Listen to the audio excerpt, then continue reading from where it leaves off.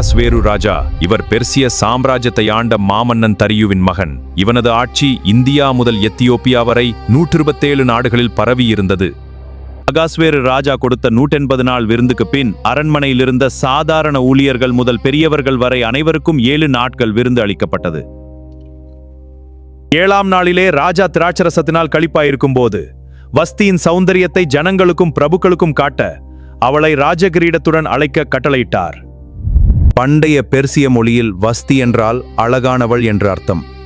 ராணி வஸ்தி பெர்சிய பெண் அல்ல, அவள் பாபிலோனிய ராஜாவான பெல்ஷாத்சாரின் மகள். வஸ்தி அரசனுக்கு கீழ்ப்படிய மறுத்ததற்கான காரணம் வெறும் பிடிவாதம் அல்ல, அது அவளது பாபிலோனிய ராஜவம்சத்தின் பெருமை. அகாஸ்வேரு தன்னை விட அந்தஸ்தில் குறைந்தவன் என்று எண்ணினாள். அகாஸ்வேருவால் தன் சொந்த மனைவியை கட்டுப்படுத்த முடியவில்லை. அதற்காக எந்த புருஷனும் தன் வீட்டுக்கு தானே அதிகாரியாயிருக்க வேண்டும் என்று சட்டம் இயற்றப்பட்டது.